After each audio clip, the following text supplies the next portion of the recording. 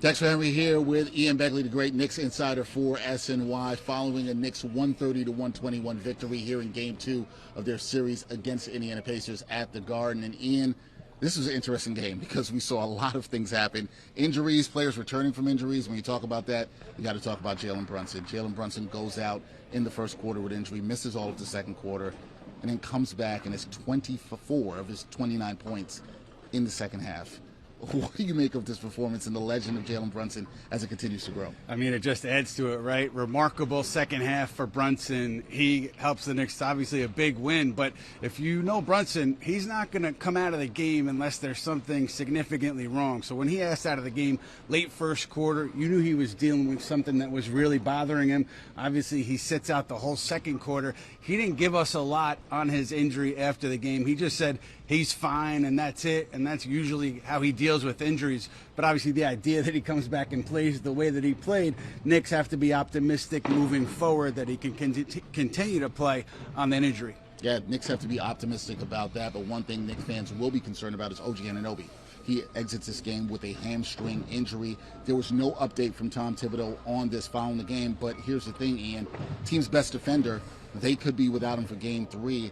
How does this impact the Knicks moving forward? Oh, man, it's huge. It would be a huge loss if they did not have OG for Game 3. He would be he's coming off his best game of the playoffs, 28 points. He was fantastic. Knicks don't win this game without his contributions. If you don't have him, Precious Achiuwa is right there, and the Knicks still have some versatility on defense with Josh Hart, Dante DiVincenzo, but it's a big, big loss. Now, we don't know much about the injury yet. Knicks are not going to practice tomorrow, so they'll head out to Indy. I think be a little surprised if Anunoby wasn't on that flight with the team to go out and at least test the hamstring for Game 3. The other thing is there's this narrative that, he doesn't like to play through any pain. And I spoke with somebody who's been around the team, around the player, and he pushed back hard against that narrative. He said that Anunoby has played through pain. He's played through significant elbow pain this season, and over the course of his career, he's played hurt, and he doesn't mind playing hurt. So really shot holes in that narrative, so we'll see how it plays out as we go to Indy.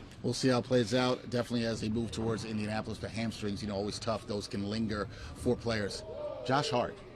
Back-to-back games where he plays 48 minutes, another complete game for Josh Hart, and he has a big-time performance.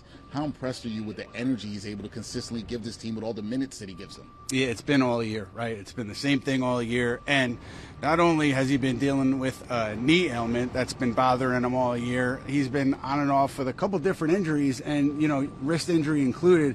You would think that they slow him down, but he's only played more minutes since he's dealt with the knee ailment, and he has been so reliable for this team. You look at Game 2, I think he was key when the Pacers threw a second defender at Jalen Brunson, kind of a soft trap.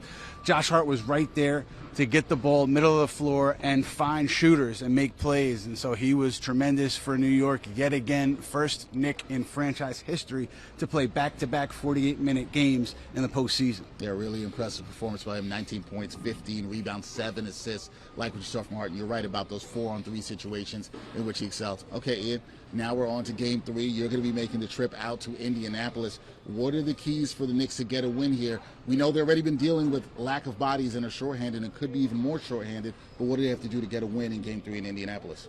Look, I think it's more of the same, right? It's get a big offensive performance out of Jalen Brunson and play strong team defense. Don't turn the ball over. Compete on the boards. Try to win the rebounding battle. Obviously, the big factor is OG Anunoby.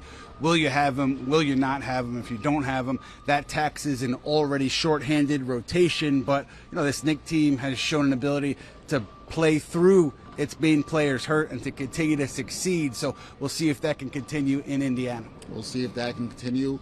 Ian Begley, he will be making the trip out to Indiana with the Knicks for Game 3. They get a 130-121 victory here in Game 2 at the Garden. That's my guy, Ian Begley. I'm Dexter Henry.